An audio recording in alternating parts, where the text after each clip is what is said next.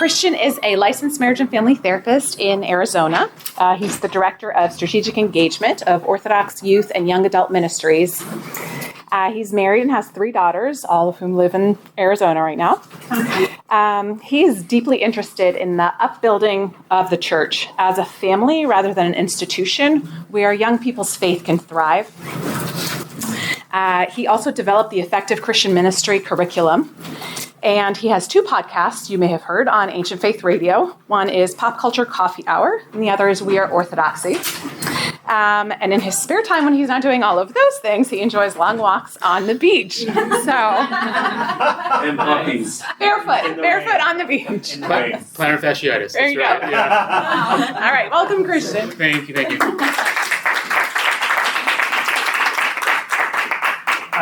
Good morning, y'all. Thank you so much for joining me in here. I was really resonating with Father Dean as he said, I've been more anxious about this presentation than any other one I've given, because I am. There's like a huge part of me that's in here going like, oh, all of these people are my peers, and they're all so much smarter than you are, and like you gotta be super impressive or whatever. So rather than letting that part kind of run the show of my life today, I just want to name it in the presence of you all. It's in the room with me. And there is a big part of me that wants you all to like me. So that is just there, What are we going to do? It's just there. We like you already. Thank God. I like you too. So what we're going to do today is, have you ever prepared for something or worked on something for just a really long time and you feel like you just know too much and you're like, how do I take all of this stuff that I've been doing and try to put it into an hour workshop? Have you ever done that? I just did that. And so this might feel a little bit like drinking from a fire hose today. But what I want to let you know is that what this work is the product of over a year of research and studying, integrating Orthodox patristic thinking on the passions with attachment science, with internal family systems therapy, all of this stuff that's just been playing around in our mind, in particular for the development of a 3-module online course that is going to be titled Removing the Veil, that Orthodox Youth and Young Adult Ministries is going to be putting out. We actually just filmed the introduction to it and the first module. So I'm really, really, really excited about it. And essentially, what you're getting here is a condensed version of the first module of Removing the Veil. And it's not something that I have in any way done by myself. It has been the product of 4 people's very hard work, one of whom is in the room with us right now, Lydia Bailey. So this is a joint effort from myself, Lydia, Sylvia Farag, for those of you who know her, she's an OCAMPR vet, and then also David Pattison, who is a marriage and family therapist in California. So we've been working diligently on all of this. So I'm really, really, really excited to share with you everything that we've been doing. So, ready for this? Yeah. All right. So, before we get going, what I really would like for us to do right now is simply just arrive here together. In this space, there's a lot going on out there. So many cool conversations to be had. But you're here right now. And I'm here right now. So let's be here right now together. And what I want to put up here, have any of you ever seen this icon before? It's one of my absolute favorites. And so just for the next moment or so, I just kind of want to linger in silence as we gaze on this icon together. And I just want to invite you to pay attention to what catches your eye. Where is your attention drawn as you sit with this icon?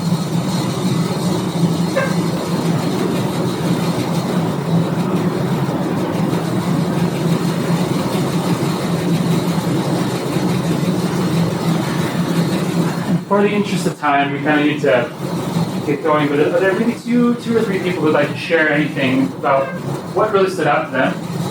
Just as you stared at this icon for a moment, what did you notice? Hand on the shoulder. Yeah. Hand on the shoulder? Comforting. Is that when you started feeling inside, like a sense of comfort? Okay. Yeah. Great. Yeah, in the back. Almost same stature. Same stature. Yeah. Yeah. So this icon is beautiful. Does anyone know what it's called? Like the name of the icon? Yeah. You know what it's called? What? Is this the Jesus my friend? Yeah. Christ and his friend. And I love it so much. And there's so many things that we could talk about, right? We can talk about the fact that Jesus is here with his arm around his friend, and his friend is the one extending the blessing of the Lord. Like Christ isn't the one offering the peace. Like that's a very interesting thing to see here, right? Christ is there, arm around the shoulder. We can talk about the eyes that are wide open. These are people whose nous is fully awake. Perfect nepsis, right? Like they're fully watchful, attentive to everything going on inside and outside of them. And one of the things that's really interesting to me here too is that Jesus doesn't have any feet. I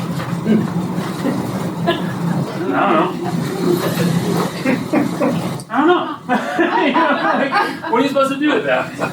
But to me, more than anything, what this really seems to indicate to me is the fact that, well, I think this is the icon that most perfectly reveals the most essential and basic human need, which is communion.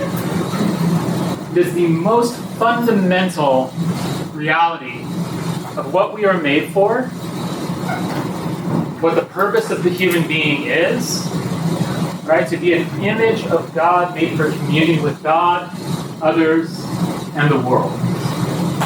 If you take away communion, everything else falls apart. Right? Like this is it. So with this in mind, I want to really begin to explore the notion of communion, kind of as like the full revelation or the full destiny of what it means to be human. And as we do this, our goal today is to examine how the passions and all these other things kind of like get in the way of that. But I really want to introduce to you a compassionate framework that takes place through 4 questions about how we navigate broken communion and what the path towards restored communion might look like. Does that sound like an okay adventure? I think there could be some implications for this. So we'll see how this goes. Like I said, communion is the thing that we are made for. And psychiatrist Kurt Thompson has this really beautiful line where he says, we all come into the world looking for someone who is looking for us. We come into the world looking for someone who's looking for us. From the moment we're born, our eyes are looking around for someone, right? And we'll go to our deathbed looking for someone who's looking for us. I mean, can you think of anything sadder than being alone in a hospital room by yourself, dying, looking up at the cracks in the ceiling as the final thing you see? There's nothing almost more tragic to an end of the human life, right? Like even the Hebrews, they didn't see that death was necessarily a problem, but what they really didn't want was to see violent death. What they prayed for was a blessed death, right? Where one was surrounded by family and loved ones, and even as they talk about being buried, it's like they're buried with their fathers. We see that communion and relationship, like this is the destiny of the human being, right? That we're looking for someone who is looking for us. Andy Crouch, in his incredible book, The Life We're Looking For, says it a little bit more extended, and I love what he says here. And I'm just going to read it aloud. He says, after an ordinary delivery, after the first few startled cries, newborn infants typically spend an hour or so in a stage doctors call quiet alert. Though they can only focus their vision roughly 8 to 12 inches away, their eyes are wide open. They are searching with an instinct far deeper than intention. They are looking for a face. And when they find one, especially a face that gazes back at them, they fix their eyes on it, having found what they were most urgently looking for. Recognition is the primary task of infancy. Feeding, crying, and even sleeping are just the support systems for this most essential work of figuring out who we are and where we are by making contact with other people. seeing them seeing us, gradually beginning to build our sense of self through their eyes. You with me on this? Like this, so what he's saying is that the only reason that I know that I exist right now is because you all are looking at me while I talk to you. I see you seeing me. If you were like not looking at me and I were up here, I would start feeling anxious and kind of like detached. You know, you're talking to somebody, they pull up their phone and they're like looking at the thing, and you're like, well, I guess I'll, just wait here for a minute or maybe whatever. Like this is just the reality of being humans. We need people to see us because our hearts are wired to attach. They're wired to connect. That's just the way that we are as people who are made in the image of a triune God. We are relational beings at our very, very core, right? So I started thinking a little bit about our heart as this. Who can tell me what this is? Velcro. No, it's not Velcro. That's the brand. Oh, yeah. Like Kleenex, right? Yeah. Xerox, yeah. What is this? Sticky stuff. Sticky stuff. So it's actually a system that Velcro has kind of like become, synonymous with, called a hook and a loop. Yeah. A hook and a loop. And so the way that I've started thinking about our hearts is that our hearts are actually just made with a bunch of loops. They're made to get hooked. They're made to attach. It's just the way we're created. We have these. Hello, welcome. Oh, that's just everybody.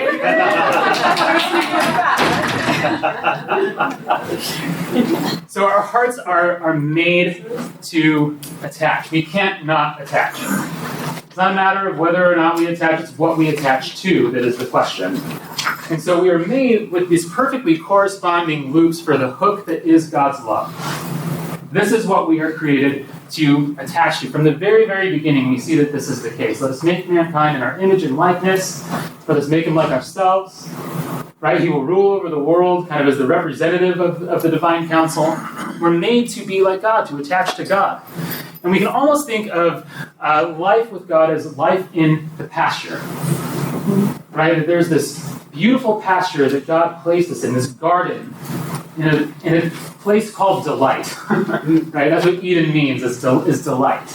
He places us in a garden of delight where all of our needs are taken care of. He provides abundantly. He's so generous and kind and merciful and good. We don't even have to do anything. It's just there. He just gives it to us, inviting us to love him, to love one another, and to partner with him in expanding the pasture out into the wilderness. And this is what the human being was created to do. And we even are given this beautiful image, right, in Psalm 23 of Jesus Christ himself as the good shepherd. The Lord is my shepherd, I shall not want. He leads me, he makes me lie down in green pastures. He leads me beside quiet waters. He restores my soul. Right? We see all of this stuff that our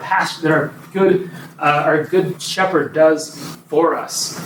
And in this pasture of love, we experience joyful communion, or what in the sciences we call secure attachment. It's a secure attachment that is created in the garden as all of our primary needs are just abundantly met.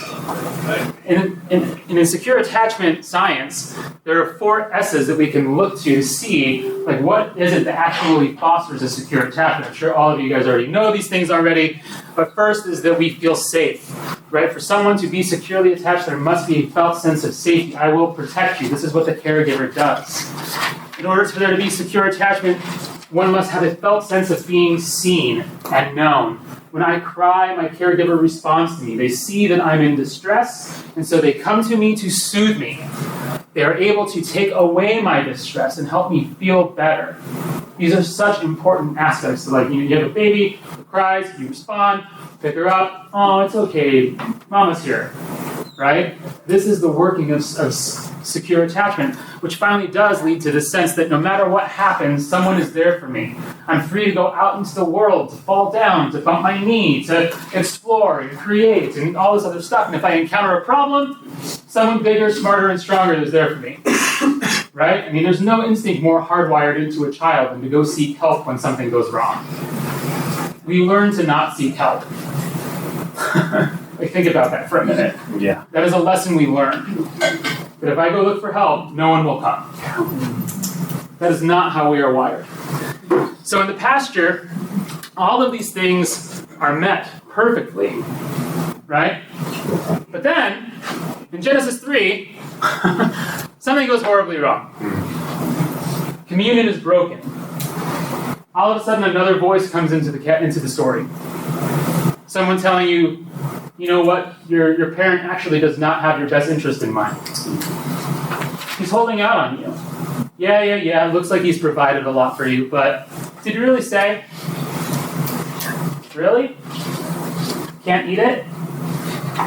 He won't die. You know, if you actually take this thing for yourself, you can just be like him, and he knows.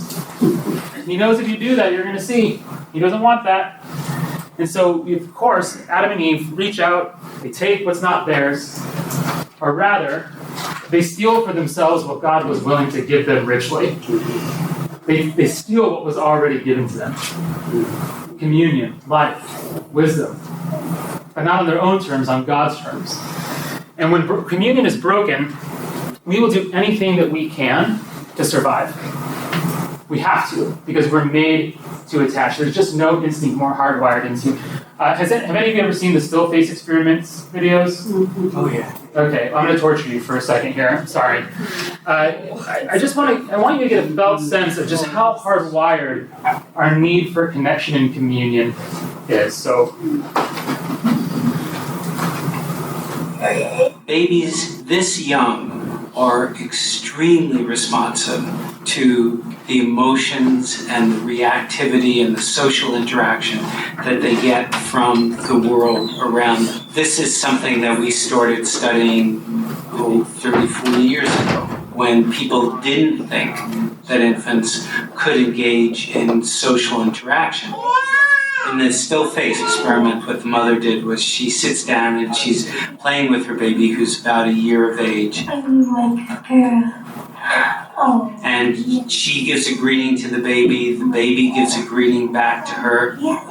This baby starts pointing at different places in the world, and the mother's trying to engage her and play with her.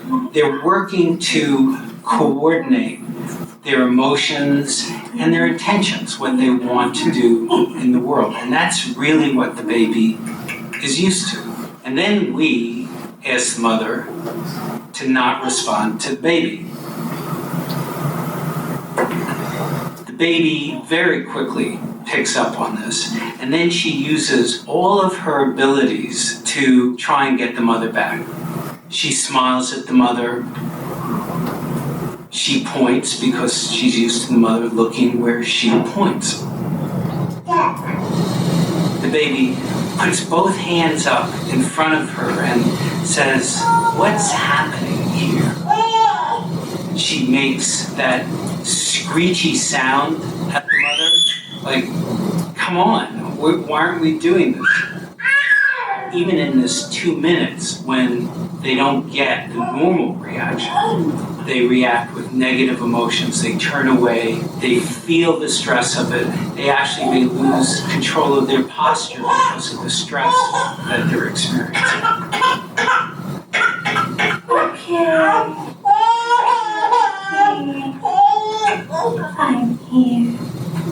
And what are you doing? It's a little like the good, the bad, and the ugly.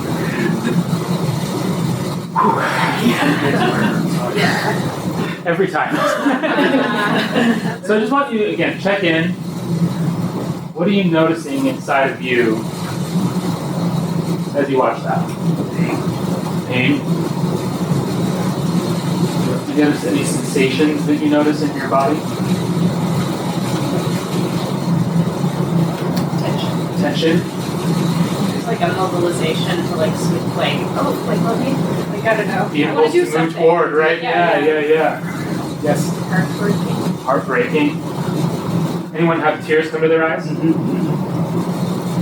Yeah, I mean, these are all signals that our attachment system is up and running, right? That we are looking to connect. We see someone in distress, and naturally you want to go toward it because you are made in the image of God, who wants to move toward the distress, who wants to move toward the broken communion, right? Because this is ultimately what's happening. You see, this is what broken communion happening in real time, right? Mom's not responding. There's a rupture in the relationship. And what the baby is experiencing, that stress, is actually simply just the emotion of shame. Right? Shame is, we have these stories about shame. Shame is not just like, I believe that I did something, that I believe that I'm bad. We can call that toxic shame. But shame as an emotion is the signal that there's been a break in communion, that there's a rupture in a relationship. Something's not right here. Something's not right between you and me, and that causes me a lot of stress. And so what I need to do now is look away to regulate the stress of the rupture. I can't look at you and experience the rupture. Does that make sense? So something signals something's wrong. And if I'm left to deal with that by myself, and I live in that chronic state, that's when it becomes a shame story about who we are. Something's up with us. We'll talk about that more in a little bit. But in the meantime, what happens, right, in the garden is they're existing and they're unashamed, and they eat from this fruit, and communion is broken, and what do? They hide. They go and they hide. This is what shame leads us to do, right? It leads us to hide from the space where we experience this ruptured communion. But the story of the good news of the scriptures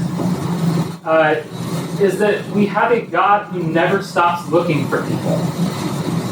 Like right away, God comes into the garden and asks 3 questions. The first question is simply, where are you? Now, does God ask this question because he's bad at hide and seek? Does he know where they are? Yeah. So why does he ask it? Because he wants them to say it, right? Because they don't know where they are. They're disconnected. They're lost. He's trying to bring them back home, right? Come into the same room with me. Hello, where are you right now? Right? You're off somewhere else. You ever see those I don't know, weird memes or someone's where'd you just go, boo? Where'd you someone's mine, kind of goes somewhere else. Where'd you go? Where'd you go? Anyway, I think that's funny. So then, the next question that he asks is, who told you that you were naked, right? Because they say we hid, we were afraid. Because we were naked. And then there's that second question, who told you that? If it's just me and it's just you, and I didn't tell you that you were naked, and you didn't know you were naked, somebody else must have come in and given you a new story. Whose voice is that? Who told you that? And then finally, he asks the question that, in my mind, was always the first question that he asked, but it's actually the final question that he asks, is what have you done? Right? St. John Chrysostom actually says that these 3 questions are not accusations, they're an invitation to confession. They're an invitation not to say it to admit guilt, but to restore communion. Isn't that cool? That's what's going on. He's just trying to say, hey, let's all be in the same room together. Join me here. I know what you did. He knows what they did. Do you know what you did? Right, we're all together in this. So this is ultimately what he's trying to do, is to get us back here. Get us back to let's all be in this together. So now what I want to do is, I said that we're going to have this framework of 4 questions. I want to look at these questions a little bit at a time. And we'll see where this goes. So it's exciting. So I'll just give you a fire hose. First question, where are you? When we fall away from communion, we just get stuck on a hamster wheel. We're spinning our mind, we're running around in circles, we're trying to survive in the wilderness, right? And we live in this very success-driven culture. We are obsessed with success. And it can look like personal success, it can look like professional success, it can look like romantic success, it can look like whatever kind of success you can imagine. We're all basically on Instagram trying to look like the most beautiful, successful people ever. Right? This is ultimately what social media exists to do, is to build a brand that you can get recognized by. And that's what we go after here. And it gets us starting to go a little bit crazy. We start disconnecting from ourselves. We start disconnecting from other people. We are just on, we're running around like crazy. How many of you are tired? Right now, yeah, you're tired, right? Absolutely, because you had to push to get here. You probably didn't sleep very well last night. How many of you are kind of a little, worried about something somewhere out in your life? Any anxiety in the room right now? Okay, yeah, right? So we all have we've all got crap, is what I'm trying to say. We're all struggling. But we just run and go and go and go and think finally, again, finish the sentence. I'll sleep when I'm Dead. what the hell? You know? Like what kind of statement is that? That's not a thing normal people say, right? Like we're sick. We're sick. And so we're running around, and again, like I'm just as bad at this as anybody else. Currently, my car has a light on that says that I need an oil change yesterday. You know, it's like you better get this oil change. And my guess is that a lot of us have those same kind of things, because I do believe our own internal thing. I know it sucks, right? Close your eyes. Close your eyes. Whoa, my trigger. But yeah, for real. But we all have like this inner dashboard. We all have like symptoms and warning lights that come on, right, to show up in our emotions and in our thoughts and our relational posture toward others and in bodily issues, or in like what's the other one? Behaviors. See, I'm tired too. I'm like, wow. And if we're not paying attention to where we are, we're just going to stay on the hamster wheel trying to resolve things on our own. It's just what's going to happen. So here's what some of these warning lights might even look like. Let's take a look at relational posture. When I read yours, put your hand up. Just kidding. Angry outbursts. Avoiding people. I wasn't serious. Avoiding people. Constant checking up on people. Hey, are we okay? Scanning, like reading other people's faces, right? Relying on others to meet your needs.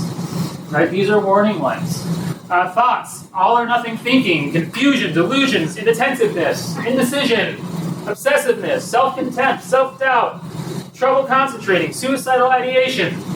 That's extreme, right? Emotions, anger, desperation, distrust, emptiness, fear, guilt, hopelessness, irritation, loneliness, numbness, overwhelm, panic, rage, resentment, shame, sadness. For behaviors, addictive behaviors, busyness without boundaries. Anyone resonate with that one? Whew. Job loss, misspellings, job losses, lack of self-care, not getting out of bed, overeating or over-drinking, self-harm, and if you look at the body, right, aches, blurred vision, chronic pain, exhaustion, headaches, heartburn, hypervigilance, IBS, nausea, out-of-body feelings, racing heart, sleeplessness. Does everybody find something on this list that resonates? Is there anyone in this room that's like, I'm doing great? Yeah, none of us, right? Like we all have these warning signs, and if we're doing well, that's not necessarily mean that that's bad. Like you need a warning light to come on to say you need an oil change. Right? These are just signals.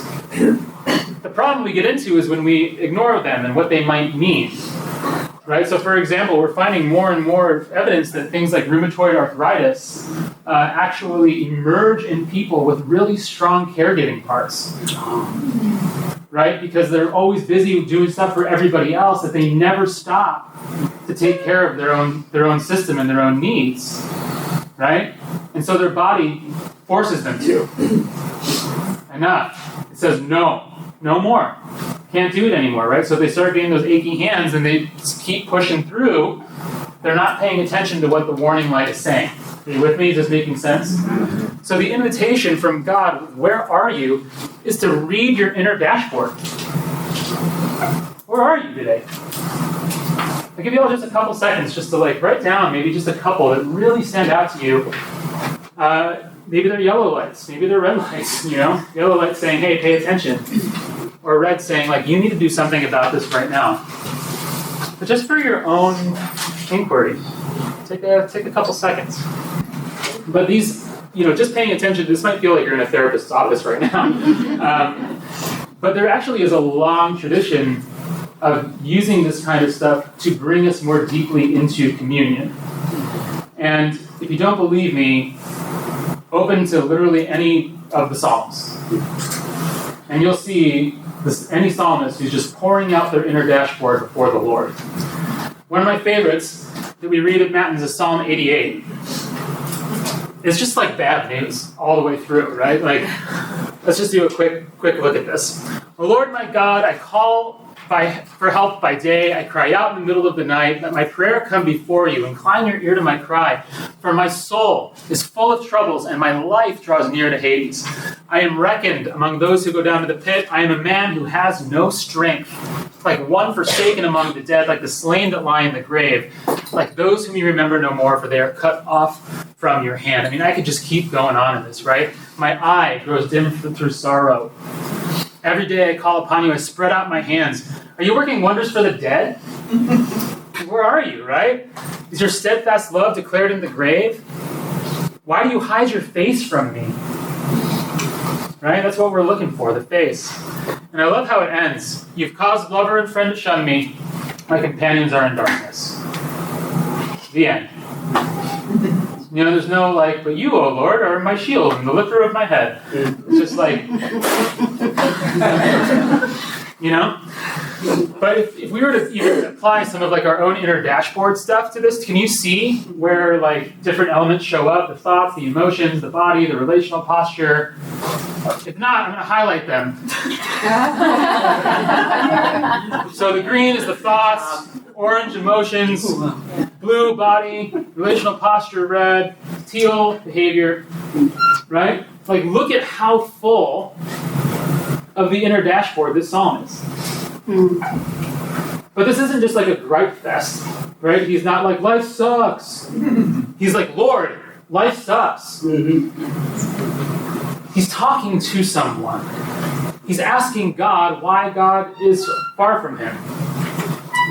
You know, you ever talk to someone who's not there? No, right? Like even still in his gut, he knows that the Lord is with him as he cries out from the depth of his soul. So I'm going to let you talk for a couple minutes here. As you consider, here's a couple questions, I'll give you a couple minutes. Just turn to the people at your table. As you consider the psalmist's experience, what resonates with you? That's one question. And as you examine just some of your own inner dashboard today, what would you add to this psalm? Just talk for a couple moments with each other. Yeah. Remember, the whole point of why I'm bringing this up is that this "where are you" question is again primarily an invitation into communion. It's about being where you are in the presence of God, right? Like being with God in it all. That's the whole point of all of this, to be with Him. So I got to be honest about where I'm at, right? Like if we're not all in the same room, then we're not really having a conversation, and I can't really be with somebody unless I'm actually present. So this question is about presence, being present to what is most real. And this brings us to the next question that God asks, if this works. Hang on. And that next question is, who told you that you were naked? So again, this question is all about what are the stories that you have playing in your head, right? Like if God didn't tell us that we were naked and that we should be ashamed, and we didn't make that up ourselves, what story is playing in the head that tells you that you're naked and that you should be ashamed of that? There's some other voice that has entered the picture that's pulling us away. Because in the pasture, right, we know that we are going to be fully seen, that we are made for communion, that we're met with a face that loves us and sees us and delights in us and is attuned to us, cares about us, provides for us, right? But is this the world we live in? No! Are parents perfectly attuned to their kids all the time? No! Right? They're absolutely not. They're not attuned all the time. They can't be attuned all the time. Bills need to be paid. Right? This is just the reality of life in our world. So my question for you is, what do you think this young man may be experiencing from his father right now? Lack of connection. Okay. Rejection. What emotion might he be experiencing? Shame. Bingo. Right? Shame. There's shame that emerges here because of the rupture in communion. He wants his dad's attention. He can't get dad's attention. That creates a stress in him that we call shame. The emotion. Right? So if dad were to say, listen, buddy, I really want to hang out with you, and I really want to play Legos with you, but I've got a meeting right now, so I can't do that. But I'll tell you what, I can help you. I can play with you at 2 o'clock once my meeting's over. Does that sound okay to you? I can't wait to play with you, bud. would that help this kid's shame? Yeah. Yes, because it would repair the rupture. Right? That's all that shame is signaling, is a rupture has occurred. You with me? Yeah. But, unfortunately, and that would actually move him further into the pasture, by the way, of secure attachment. If there's a rupture and dad repairs the rupture, it helps kid know, oh, I can experience distress, but my distress will be alleviated because I trust my dad. And my dad, by the way, dad actually has to play with him. Right? You can't just yeah, don't worry about it, buddy. That would actually help him, and it would keep it from becoming like a really toxic story. So really what happens, like these things that happen to us are not what cause our shame stories. It's not the trauma of the event or the rupture. Right? Trauma, to quote Gabor Mate, he says, trauma is not what happens to us, it's what happens inside of us. So when we're exposed to these experiences of shame over and over and over again, it starts to create a story within us.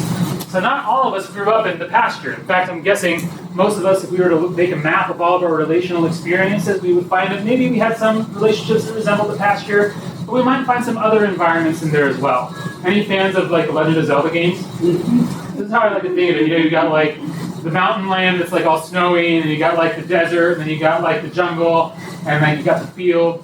Like our relational maps look a lot like that, right? So we've all been through these different experiences. The first kind of one that I want to touch on here is what Sid and Jeff Holtzclaw call the jungle. And the jungle is really this experience of being met with inconsistent parenting. Sometimes you can get your mom's and dad's attention, sometimes you can't. Sometimes they're overwhelmed by you, sometimes they're super doting on you, sometimes they're too overwhelmed by their own stuff, so they ignore you. And so in the jungle, you never know what's coming. It could be a really beautiful flower, it could be an anaconda. Right? It could be really funny monkeys, or it could be a hunter. You ever see Jumanji? Imagine living in Jumanji.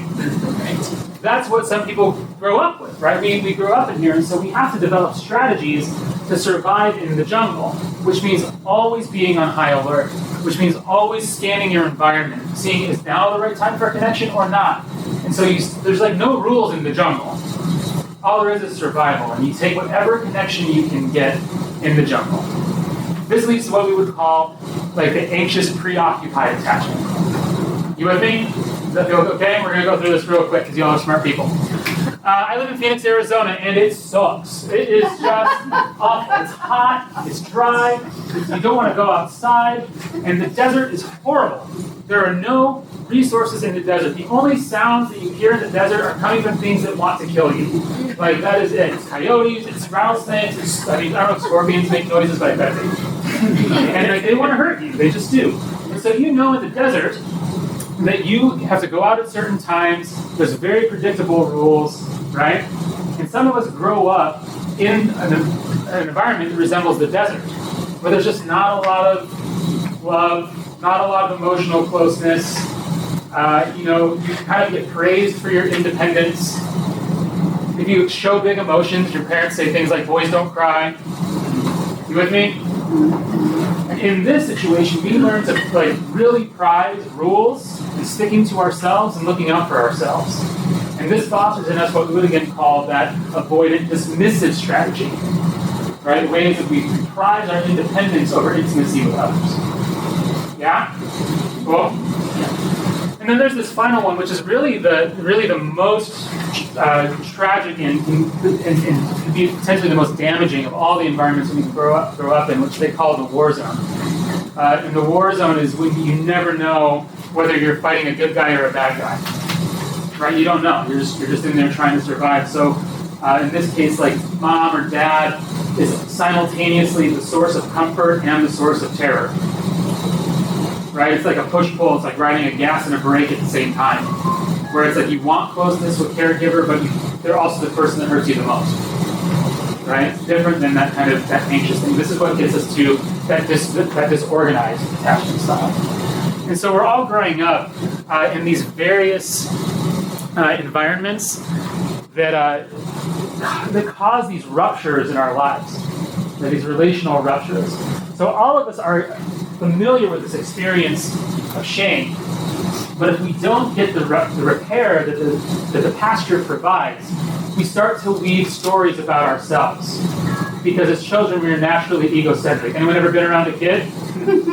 they're narcissists, right? Like they're just the most selfish people on the planet because that's just how they make sense of the world, is putting themselves at the center of it. So if dad doesn't want to hang out with me, what am I going to make that mean? Everyone hates me. I'm just not that important. Right? Yeah, I did something bad. It's my fault. So we take the blame and we start constructing all of these stories about ourselves, that we're unlovable, that we're hopeless, that we're powerless, we don't matter, we're not good enough, we're worthless, we're all alone, and we're too needy, right? Anyone hear that one? Oh, you're so needy. Ouch. That cuts deep, man, right? Like to be told, like, and we start to believe it after a little bit. Oh, I'm just too much. Oh, I'm not enough. Right? We're stuck between too much and not enough. What a weird place to be in. Am I too much or not enough? I don't know. Like it's I can't figure it out. But we all carry all these stories, right? Because ultimately, it's me. I'm the problem. Yeah, I can see that. The Swifties in the back. But this is ultimately what we conclude, that we're the problem. And so our hearts get wounded and they get broken. And this happens through personal trauma, capital T and lowercase t, relational injuries, rejection, these devaluing experiences that leave us just with this abiding sense that we're not enough. And so we're feeling naked and ashamed. And so what do we have to do? We have to hide. We learn that there's certain things that we have to be in order to get the connection that we were made for, in order to get the love that we were designed for. And so we construct fig leaves for ourselves. Or we take from the tree, thinking it can provide for us, right? But it's all born out of this story of somehow not being enough. And, 2 minutes. Again, here's your conversation, your topics there. I just want you to turn against one another and really just see if you can note which of these environments most seems to resonate with your experience growing up. Which is it? The pasture, the jungle, the desert, the war zone. We're not doing therapy here with one another. This is just for the sake of naming what's real. You don't have to say anymore. Like, the war zone. You can also be like, got it. The desert. Got it. You know? And if you feel up to it, what stories might this have started to form in you about yourself? Even take note of that to yourself. You don't have to say it if you don't want. 2 minutes. Here's the deal as well. I think there's technically like 6 minutes left in this session. If you want to go and will go, please do. If you need to go. I'm going to choose myself to continue. I'm going to finish the presentation, even if I'm the only person in this room. So there's no pressure, but I am letting you know that, because it's helpful to me to workshop it. Even sometimes I talk to myself because it's the only way I can have a good conversation. I'm never wrong. I'm never wrong. That was a joke. I don't know. Anyway. And this brings us finally to question 3, right? Because we have to survive. We have to figure out what we're going to do in these environments where we're naked, we're ashamed, and we have to construct ways to protect ourselves, right? And this is what brings us, I think, more deeply into the question of the passions, right? The passions emerge out of these wounded hearts, we still have these needs to be safe, seen, soothed, and secure. We can't get rid of those needs. It's like saying, I don't need to eat. Like, no, you need to eat. I don't know. I don't need to breathe. No, you do. Whether or not you want to, you just do. And so as a human, you need to be safe. You need to be seen. You need to be soothed. And we have all these ways of constructing these methods for ourselves when we no longer trust that communion will provide them. You with me? Okay. So we are meant to receive these things directly from God, right? We get this directly from the Lord in the pasture. Again, remember, we were made with hearts that are loops created for the hook of God's love. But as we walk through the world that is imperfect, it's almost like we're wearing this sweater that gets snagged, and it creates a bigger loop. And now we're walking around with all these big loops hanging around, and they're going to attach to anything. They're going to attach to anything that will get them the thing that they need. And we see this again primarily in the Garden of Eden, right? Like, what was Eve's sin? Actually, what was her sin? Be like God. What? Be like God. To be like God? Was that her sin? Make it happen. Wasn't she created to be like God? Yeah. Do you all want to be like God? Yeah. I want to be like God. Yeah. Try to be God is important. Bingo. Yeah. Right? Trying to be like God apart from God. Trying to be like God on her own. Right? The thing about the passions is that they all whisper half-truths. They're always whispering half-truths. The half-truth to Eve was, you can be like God. The lie was on your own. So it appeals to this thing that's actually in her innately. It's not bad to want to be like God. It's actually good to want to be like God. It's you functioning according to your nature as a human being made in God's image. Like, that's great. You know, I would hope that I would want to be like the thing I'm supposed to be. Right? And so as we go around in our lives, like we still have all of these needs. And so in order to prevent ourselves from experiencing all the shame that comes from those needs being unmet, we do everything that we can to get what we need.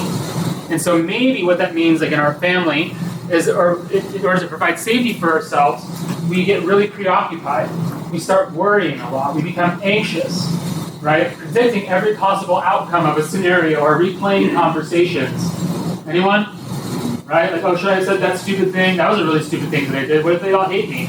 What should I wear? You know what I mean? Like, we get into the mental spiral trying to prepare for any kind of possible outcome. Or maybe we develop, we become perfectionists. We think if we can just stay inside the lines, no one will get mad at us. You know, they'll think that we're good. We'll hear that we were a good boy or a good girl. We like that. Or maybe if we felt really weak and vulnerable, we feel like we need to put on this really strong persona, right? So that nobody sees the vulnerability that's behind us. Or maybe we get really accomplishment driven in order to look like we have a lot of value and esteem to be approved of by other people, to win their affirmation. Or maybe we become mommy's little helper. A lot of mommy's little helpers in here, I'm guessing. You know what I mean? It's how we learn. She didn't like it when we got mad, but man, she liked it when we did the dishes. Right? Or maybe, again, we became very career-oriented, or we just were really nice, or we just felt like we needed to be beautiful in order to be noticed. These all become ways of being seen, safe, and soothed in our day-to-day lives. But the thing is, does it always work?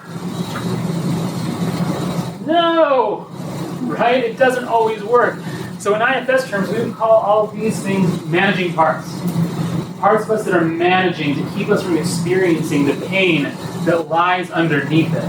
But eventually, you can't be helpful enough. You can't be strong enough. You can't. The thing we do these things because they always almost work. It almost works every single time. Until it doesn't. And then everything goes up in flames, and all of the crap pours out again, and then we're like, run for the hills, we find anything that we can do to put out the pain, right? So what just showed up? I don't even know.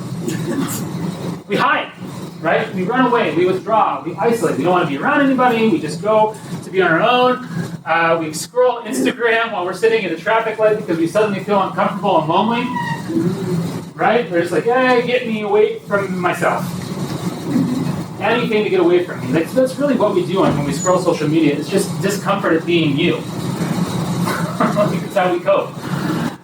We try to beat Netflix. Anyone beat Netflix yet? It keeps winning. It keeps winning for me. We rage. We get upset at the person who makes us look bad or something, right? We do take things out. Or maybe we turn to online video games or just internet culture in general, right? Ways to escape, to seek connection. Or maybe we do some retail therapy. You know, if you can't feel good, at least you can look good. So, oh yeah. Pizza. You feel bad, you decide, I'm going to have a pizza. Not like, I'm going to go eat some pizza, I'm going to have a pizza. Yeah. So this is what we do. We become attached to these lesser needs. Right? We need safety, we need security, we need to be soothed. But we sort of develop these like misguided attachments. And we put our trust into various ways to get us those things. So we need to be needed by others. And so we trust in our own ability to win them over. You know what I'm talking about here? Like if I need you to need me, then maybe what I'll do when you're sick is I'll make you a really nice bowl of soup so that you'll appreciate me. You'll be like, wow, I really needed this, thank you. And you go, I know you did. Or maybe we try to control all the outcomes and we trust our ability to prepare for the worst or the need to have all the answers, and we trust in our own ability to solve problems, to come out on top, to trust in our ability to be strong. Any of these resonate with you? Right? My need for to be free from stress and conflicts, it's like my ability to bring harmony. Right? This one's a big one for Christian right here. When I was 4 years old, story if you hear me, I was hungry, as 4-year-olds become, and I was sitting in the back of my mom's car, and she decided to take me to McDonald's to go get a Happy Meal. And so we went through the drive-thru. She got me the Happy Meal, and for those of you who may or may not know, Happy Meals come with a toy. That's right, which is really the best part of the Happy Meal. Let's be honest. So I open the Happy Meal, take out the toy, and I was heartbroken because I already had this toy. And so I said to my mother, Mother, I'm feeling quite disappointed right now. Would you please turn this car around and request from the lady at the drive-thru a different toy? That's what I did it for, right? Right. No, that's not what I did it for. What kind of 4-year-olds do you know? I said, I don't want this toy. I already have this toy. I don't want to do this. I don't want it now. Right? That's what 4-year-olds do, for those of you who don't know. And so my mom, being the very loving and attentive mother that she really is, she said, Christian, I can see that you're very distressed right now. I can tell you're sort of really heartbroken by the fact that you didn't get this thing that you want. No, she didn't do that either. Are you kidding me? I was a screaming 4-year-old. You know what she did? No. She very calmly reached into the back seat, grabbed my Happy Meal, rolled down her window, threw the entire thing out of the moving car. The right thing. And so I'm just stuck in the back of the car, clawing at the window. My hamburger, my hamburger. And that day I learned a very important lesson. Like what you get, or get nothing. Like what you get, or get nothing. So now, when somebody asks me, where would you like to go for dinner?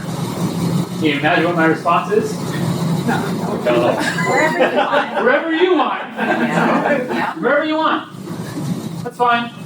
I'm fine. I'm fine. You know the dog that's like in the burning house? It's fine. It's fine. It's fine. But is it fine? No, it's not fine. But in order to survive, I had to put trust in my own ability to bring harmony. And the way that I bring harmony is by denying the fact that I want anything at all. That's not a person. People want. We desire stuff. Are you with me? In a sense? Okay. And if you really look behind each of these things, you begin to see that there is the passions, right? And here's the half-truths that come along with like the kind of these 9 main sins that we can find. Pride whispers, you can be like God on your own. Vainglory says, you are valuable. Is that true? Yes. What's the lie? If others say so. Envy says, you are special if you stand out. Right? That's what envy is always doing. It's always comparing. It's always putting us up against other people. And so we're measuring ourselves like this. And the only way that I can be special, it's like you know what I'm saying? Like someone's always more special than you unless you're more special than them. That's like the most obvious thing I've said all day. But anyway, greed. you are secure if you hoard resources. Fear, you are safe if you prepare enough. Gluttony, you can be fulfilled if you seek satisfaction. Lust, you can connect without vulnerability. You don't have to be weak. Sloth, you can find peace if you placate others. Wrath, you can find justice if you make it right. Does this resonate? All of it.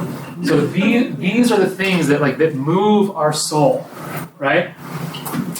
Now at your table, I want you to say what the passion you struggle with is the most. I'm just kidding. No, but seriously. Yeah, I mean, if you feel free, if you feel safe enough, right? Just to admit, the church could be a lot more like an AA meeting if Christians were more willing to be like alcoholics. Amen. You guys were all addicts in here. Of some kind. Yeah. I'm Christian, and I'm addicted to sloth. I am. It's my way. So now I invite you, in your small groups here, say, hi, my name is whatever. You don't have to explain. Just see how it feels to try it on. Give me a minute or two. We're going to get through this. Promise you. Y'all have been so patient and kind and beautiful. So, as you've seen, right, there's these 3 questions that God asks in the garden. But I promised you a 4-question framework, did I not? So you may be wondering, Christian, what is the 4th question? Well, to that, my friends, we turn to the New Testament. In John 1 begins in the beginning. Can you think of any other books that begin in the beginning?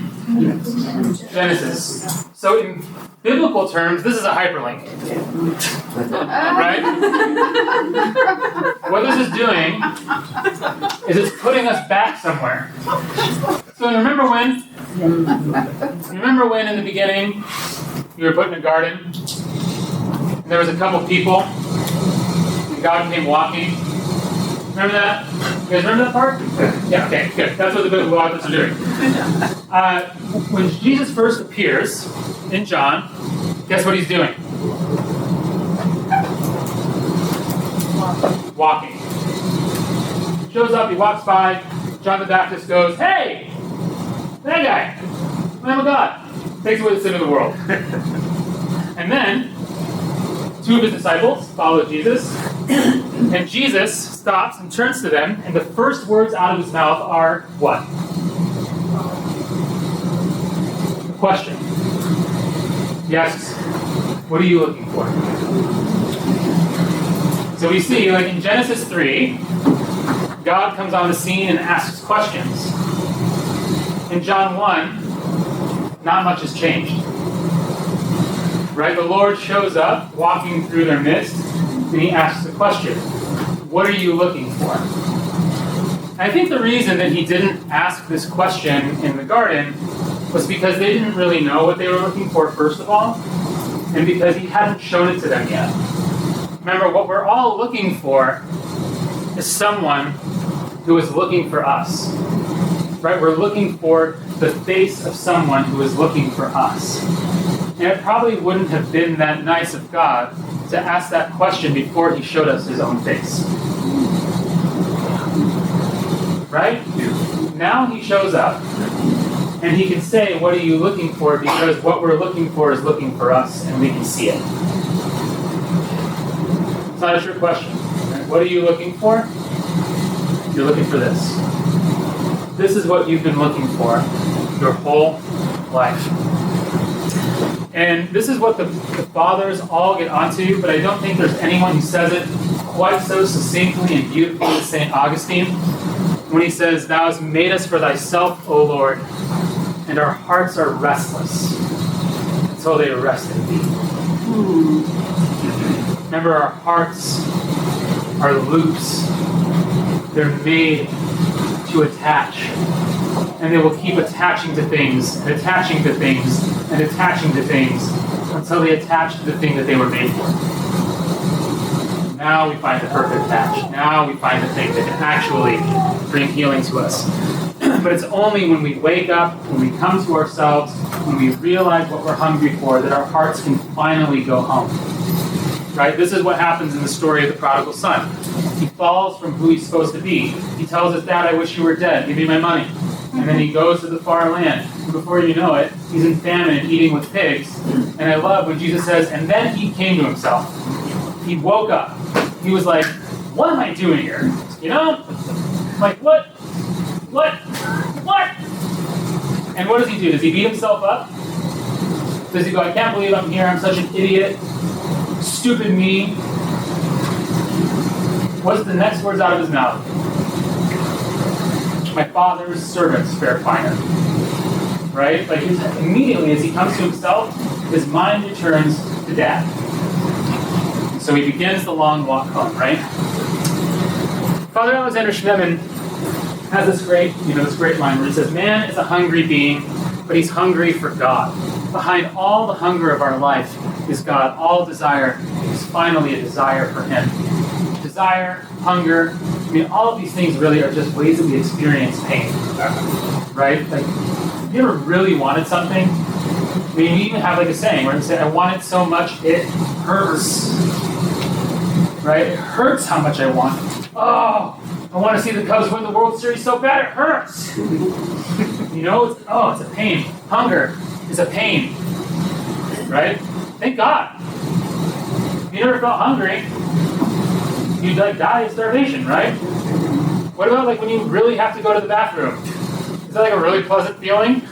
No, it's painful. Right? And thank God you feel it. If you didn't, you die of toxicity or like really embarrass yourself at a party. Like, it just like wouldn't go well. So our pain really becomes this doorway home, the places of wounding that we've experienced. If we allow them, can point us to what our souls most deeply desire. What we are most hungry for. They can only be found in God. Like I said, our hearts have been broken. Are any of you familiar with the Japanese art form kintsugi? Kintsugi is this really, really beautiful thing, right? Where it's like broken pottery that's reforged with like gold, like melted gold and stuff. And this makes what was previously just a bowl into something really beautiful. And so like it highlights the brokenness while also repairing it. It's this really wild thing. And if you really think about our like theology around Christ's resurrected body, isn't it kind of like kintsugi? You know, like when he raises from the dead, what does he still have? Check it out, guys! You know, like, here's this man who's alive, though mortally wounded. What? That's wild. And the invitation for us is to come to him and allow him to do the same thing to our hearts. To pick up the broken pieces, to pick up the wounding that is there, to see the passions that have been, trying to satisfy us, that points to the fact that we're wounded and full of longing. So really, when we look at the passions, I think it's safe to say that behind them, we actually can find that each one of them has a deeply holy hunger attached, connected to it. Right? In the case of wrath, there's a desire for justice and righteousness. In the case of pride, there's a desire to be loved. In vainglory, a desire to be valued. Envy, to be seen. Greed, for security. Fear, for safety. Gluttony, for joy. Lust, for connection. Sloth, for peace and harmony. We just have really messed up ways of trying to get those things. But they're good desires, are they not? And so there's an invitation as well, I think, then, to see that there is a transforming trust that each of us needs to lean into that brings us back into communion. Right? We name where we are, we name what we believe, we express what we've done, and then we also articulate what we're longing for. I just want peace. I want harmony. Lord, now help me trust. Let me trust in you for your perfect timing to make things right. For your love for me, instead of my ability to win love from others. Your approval of me, apart from what I do. Your affirmation of me, that you see me as uniquely made in your image. For your provision in these times of scarcity. For your protection in these times of danger. For your presence with me in the time of my pain that I try to eat my way out of. For your strength so that I can actually show up and be vulnerable with somebody that I want to connect with. To trust that you will make me strong there. And for your peace when stress and conflict come my way. This is the invitation to deeper trust, right? And so I think that if we have these 4 questions like playing in our minds, it could revolutionize the way that we parent. It could revolutionize the way that we sit with our clients, that we treat people medically. It could change the way that we hear confession. It could change the way we prepare for confession.